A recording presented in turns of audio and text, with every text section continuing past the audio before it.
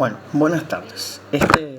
Vamos a probar a ver cómo resulta el video, si le sirve y si funciona, lo vamos a seguir utilizando para los demás temas que nos quedan y los demás trabajos que vamos a seguir haciendo hasta que se vuelvan a la clase normalmente. Bueno, a ver, ¿por qué empezamos con Foucault o por qué empezamos con poder? Porque el poder es elemental en lo que tiene que ver las relaciones sociales y sobre todo en los contextos y en los órdenes sociales en los cuales se desarrollan la vida y principalmente las relaciones entre las personas, desde lo lingüístico, lo discursivo, desde lo ideológico, lo corporal, lo sexual, todo lo que tiene que ver con las relaciones sociales.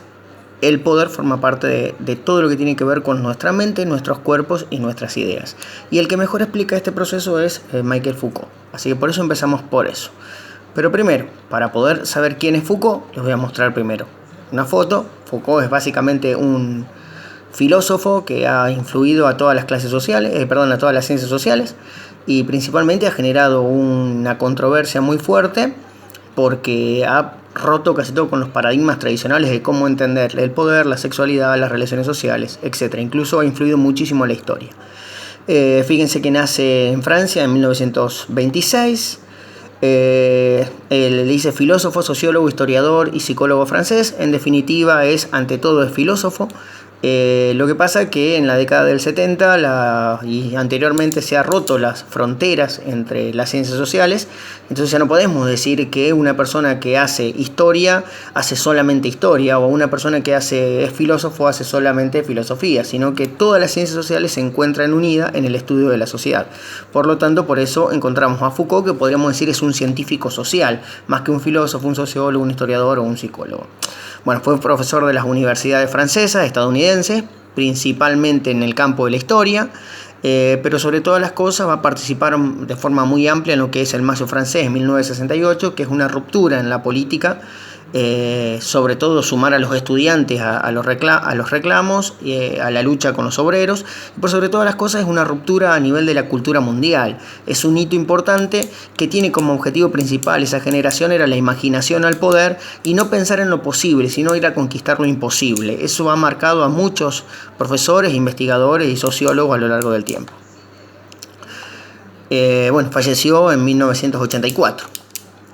Pero lo primero que podemos encontrar es el poder. Si uno busca una definición tradicional o liberal, podremos decir que el poder es ante todo un mandato o una facultad. Ese mandato o esa facultad se basa en el ejercicio legítimo del uso de la fuerza.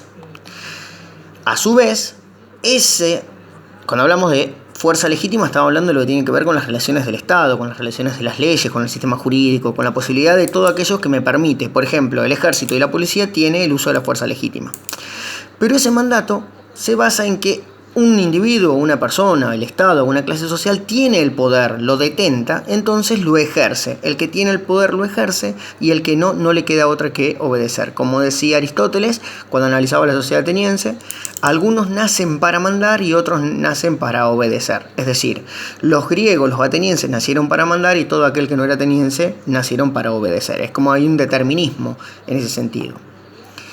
Desde el punto de vista, ese mandato o esa facultad es la capacidad que tiene un individuo, una clase social o un Estado para influir en el comportamiento de los demás, es decir, controlar el comportamiento de los demás.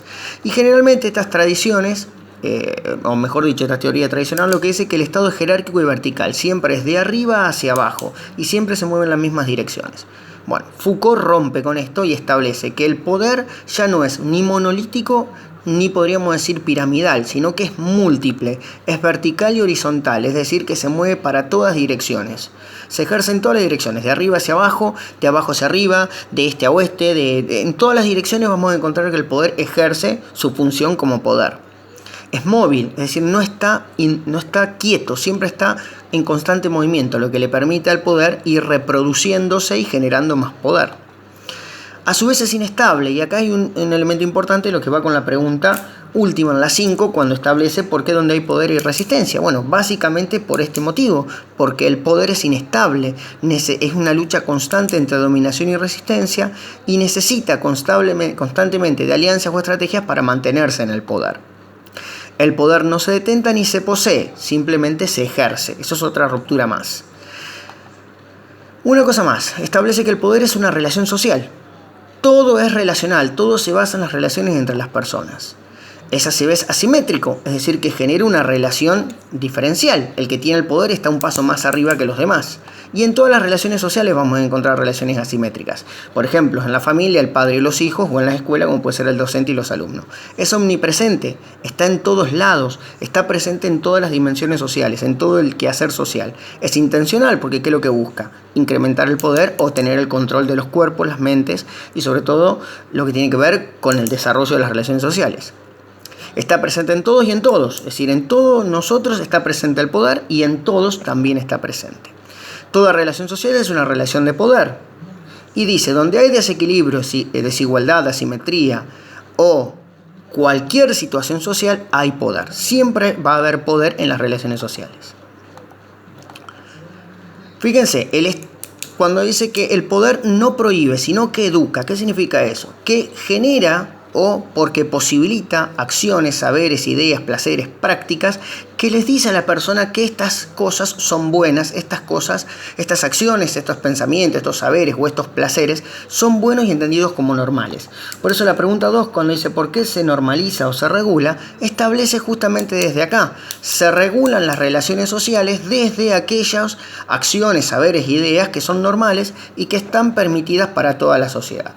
¿Produce verdades? ¿Cómo produce las verdades? Mediante las ciencias sociales y la psicología, mediante la criminología, las ciencias jurídicas, las leyes, las ideologías, las palabras y los discursos, que enseña lo que es normal y lo anormal, es decir, lo que está permitido y lo que no está permitido, lo que es generalmente aceptado y lo que no está generalmente aceptado, desde la sexualidad, desde las ideas, desde las relaciones sociales, desde incluso cómo nos vamos a relacionar con las otras personas. Y por último, la otra forma de posibilitar o de normalizar o regularizar es mediante la vigilancia y el castigo. A su vez, produce sujetos, es decir, esos discursos, esa normalización,